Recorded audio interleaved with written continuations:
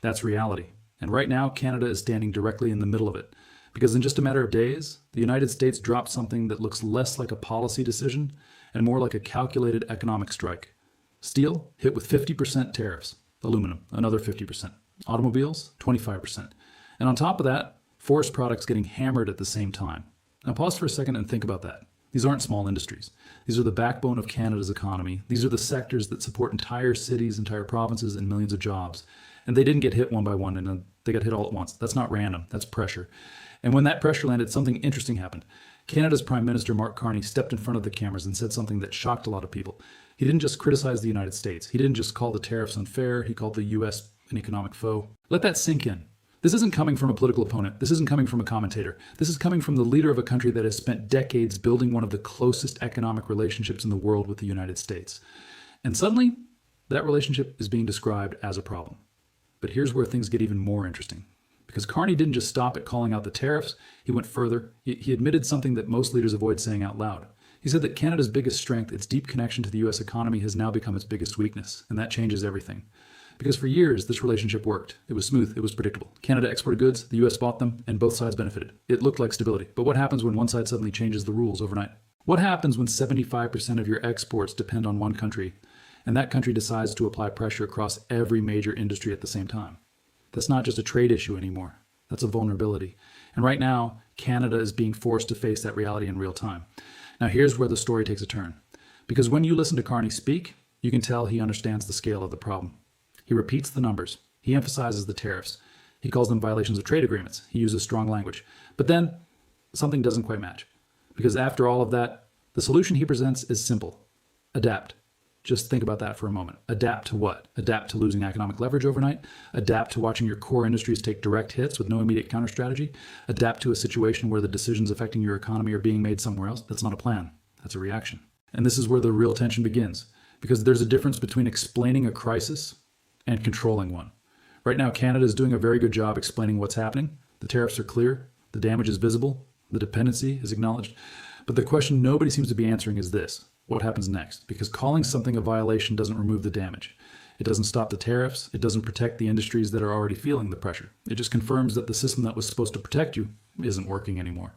And that realization creates a second crisis on top of the first one. Now here's where things get even more complicated, because while all of this is happening, there's another message being pushed at the same time. Carney starts talking about long-term strategy, trade diversification, building relationships with other countries, reducing dependence on the United States. And on paper, that sounds smart. It sounds like exactly what Canada should be doing. But there's a problem. That kind of shift doesn't happen overnight. You don't just replace decades of economic integration in a few months. Supply chains don't rebuild themselves instantly. Trade agreements don't appear out of nowhere. New markets don't suddenly absorb billions of dollars in exports. That process takes years, sometimes decades.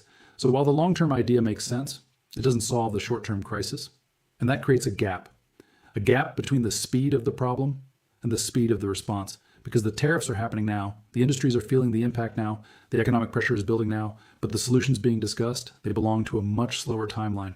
And when those two timelines don't match, that's when things start to break. Now here's something that really stands out. While these massive tariffs are hitting core industries, one of the most visible responses coming from Canada is removing American alcohol from store shelves. Think about that. On one side, you have 50% tariffs on steel and aluminum. On the other side, you have bottles being pulled from liquor stores. The imbalance is obvious. It's not even close. And when people see that, it raises a serious question. Is the response matching the scale of the problem? Because right now it doesn't look like it. And that's where the pressure starts to shift, not just economically, but politically. Because when leaders use strong language, but deliver slow actions, people start to notice the gap. They start asking harder questions. They start looking for something more concrete. Now, to be fair, Carney isn't ignoring the situation. He's talking about it openly. He's acknowledging the dependency. He's preparing the public for a long and difficult process. But at the same time, he's also trying to maintain confidence. He highlights Canada's position in the G7. He talks about economic strength. He points to long-term opportunities. And again, none of that is wrong. But timing matters. Because when people are dealing with immediate pressure, long-term optimism doesn't always land the way it's intended to. Sometimes it feels like deflection. And that creates another layer of tension, because now the story isn't just about tariffs. It's about perception. It's about whether Canada is leading the situation or reacting to it. And right now, the answer isn't entirely clear. So here's the real question you should be thinking about. If one side is moving fast, applying pressure and controlling the pace, and the other side is explaining, planning, and adjusting, who really has the leverage? And more importantly, what happens if that gap keeps growing? Because what you're seeing right now might not just be a trade dispute. It might be a shift in power. Before we go deeper into what this means for Canada, the US, and the global economy, I want you to think about this. Do you believe Canada can actually break its dependence on the US, or is it already too late? Drop your thoughts below. Now here's where the story takes a much sharper turn. Because what if this isn't just about Canada? What if what you're watching right now is something bigger, something strategic, and something that goes far beyond one trade relationship? Because when you step back and look at the pattern, the numbers, and the timing, it starts to feel less like a disagreement and more like a calculated move. Let's break this down in a simple way. The United States didn't just apply tariffs randomly. It didn't pick one industry. It didn't test the waters slowly. It went straight for the core: steel, aluminum, automobiles, forestry. These are not just important sectors. They are the structural pillars of Canada's economy. These industries don't just generate revenue. They define the country's economic stability. Millions of jobs depend on them. Entire supply chains are built around them. And when all of them get hit at the same time, that sends a message, a very clear message. This wasn't about making noise. This was about applying pressure where it hurts the most. Now ask yourself this question: why now? Because timing in situations like this is never random. And when you look closely, you start to see a few possible reasons. First, leverage. The United States knows exactly how dependent Canada is on its market. Around 75% of Canadian exports go south of the border. That's not just a statistic, that's leverage, massive leverage. So when tariffs hit, they don't just create economic pain, they create urgency, they force decisions, they push negotiations. And in any negotiation, the side that controls urgency usually controls the outcome. Now here's the second layer: positioning. If you're the United States and you're dealing with global competition, shifting supply chains, and rising economic tensions around the world, you want to secure your advantage. You want stronger terms, better deals, more control over how trade flows. And one way to do that is by resetting the relationship, not gradually, but forcefully. And that's exactly what this looks like, because when you hit multiple industries at once, you're not just asking for adjustments, you're forcing a rethink. You're telling the other side, the old system is over.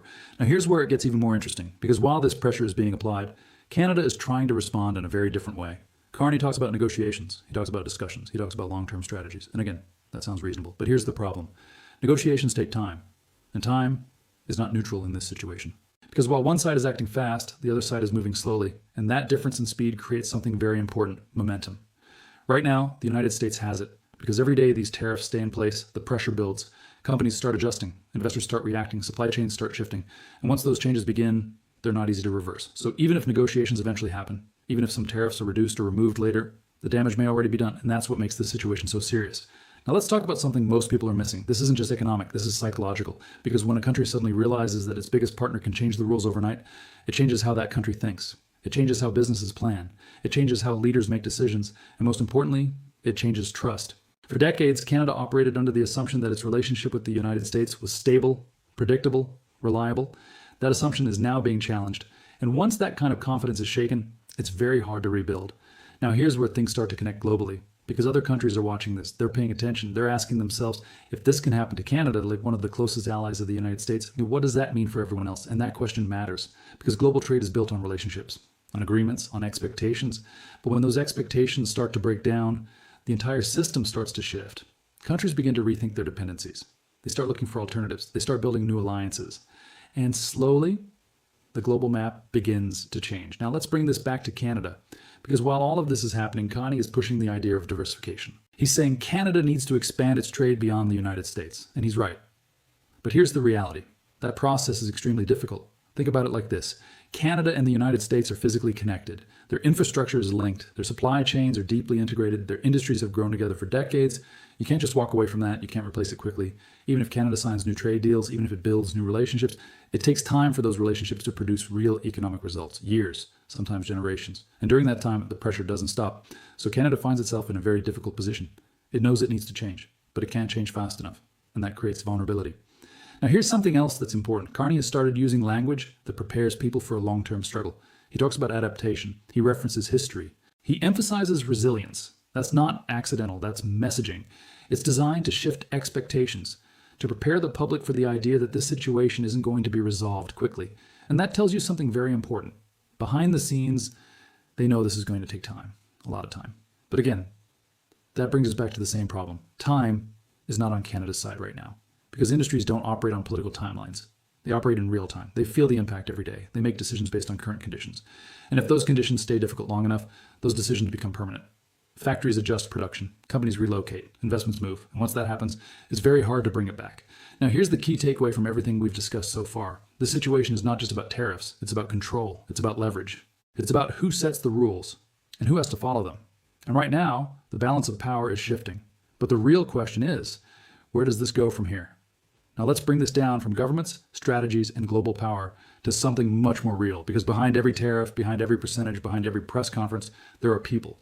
And this is the part most headlines don't fully show you. What actually happens on the ground when an entire economic system starts taking hits like this? Let's start with the most immediate impact, jobs. When steel gets hit with a 50% tariff, it doesn't just affect exports. It hits factories. It hits workers. It hits the entire chain of businesses connected to that industry. Think about a steel plant. It doesn't operate in isolation. It relies on suppliers, transportation, maintenance, logistics, and dozens of smaller businesses built around it. When demand drops because exports become too expensive, production slows. And when production slows, layoffs follow. Now multiply that across aluminum, automobiles, and forestry. These are industries that support entire regions. Cities that depend on manufacturing, communities built around plants and mills. So when those industries take a hit, it's not just numbers on a chart, it's families, it's livelihoods, it's uncertainty showing up at people's front doors. And here's the part that makes it even harder. This kind of impact doesn't happen all at once. It happens gradually. First, companies reduce overtime, then they pause hiring, then they start cutting shifts, and eventually they start cutting jobs. And by the time it becomes visible to everyone, the damage is already deep. Now think about small businesses, the companies that supply parts, the trucking companies that move goods, the local services that depend on steady economic activity. When big industries slow down, small businesses feel it even faster because they don't have the same buffer. They don't have the same resources to absorb losses. So while governments are talking about negotiations and long-term strategies, small businesses are making decisions week by week, sometimes day by day, and that creates pressure at a completely different level. Now let's talk about something else that doesn't get enough attention, confidence. Because economies don't just run on money, they run on expectations. When businesses feel confident, they invest, they expand, they hire. But when uncertainty increases, everything changes, investments get delayed, expansion plans get canceled, hiring slows down. And suddenly, even companies that aren't directly affected by tariffs start acting more cautiously. That's how economic slowdown spread. Not just through direct impact, but through fear and uncertainty. Now here's where it gets even more complicated. Because while this is happening, Canada is trying to send a message of stability. Carney talks about strong economic indicators. He highlights Canada's position in the G7. He emphasizes fiscal strength. And again, those points may be true. But here's the issue. When people are feeling immediate pressure, long-term statistics don't always provide comfort. Because if you're a worker worried about your job, hearing that the economy is doing well overall doesn't change your situation. If you're a business owner dealing with declining orders, global rankings don't solve your problem. And this creates a disconnect, a gap between what leaders are saying and what people are experiencing. Now let's look at the timeline problem again, but from a human perspective. Governments operate on long timelines. Policies take months, negotiations take years, but people, they operate in real time. Bills are due every month, expenses don't wait, decisions have to be made now. So when there's a mismatch between those timelines, people feel it, and that's exactly what's happening here. Now here's another layer that's important, regional impact. Not every part of Canada will feel this equally. Some regions depend heavily on specific industries. For example, areas focused on manufacturing or natural resources will be hit harder than others. And that creates uneven pressure across the country. Some communities may experience significant job losses, while others remain relatively stable. And when that happens, it can create internal tensions. Because now the impact isn't just economic, it becomes social and political as well. Now let's zoom out again for a moment, because while Canada is dealing with all of this, the United States is also part of the equation. And here's something a lot of people overlook. Tariffs don't just affect one side, they have consequences for both countries. When the US imposes tariffs, it increases costs for Canadian exports, but it can also lead to higher prices for American industries that rely on those materials. For example, if US companies depend on Canadian steel or aluminum, tariffs can make those inputs more expensive, and when costs go up, those increases often get passed down to consumers. So while the US may be applying pressure, it's not completely immune to the effects. And that's where things start to get interesting, because if the pressure creates enough disruption on both sides, it can force a reevaluation. But here's the key question. How much pressure is enough to trigger change without causing long-term damage? Because there's a fine line. Push too little and nothing changes. Push too hard and you risk breaking something that can't be easily fixed. And right now, nobody knows exactly where that line is. Now let's bring this back to Canada's response. Because while the economic impact is building, the political pressure is building as well. People start asking, why weren't we prepared for this? Why is our economy so dependent on one country? What is the plan moving forward? And those questions don't go away. They get louder over time. Because as the effects become more visible, the demand for answers increases. Now here's something that could become a turning point, public perception. Because in situations like this, perception matters almost as much as reality. If people believe their country is in control, they remain patient. But if they believe their country is reacting, struggling to keep up, that perception can shift quickly. And once that shift happens, it changes everything. It affects confidence, it affects politics, it affects how decisions are made moving forward. This isn't just a trade conflict between two countries. It's a situation that touches every level of the economy. from global strategies to local businesses to individual families. And the longer it continues, the deeper those effects go. So now we arrive at the most important question of all. Is this temporary, or is this the beginning of a long-term shift?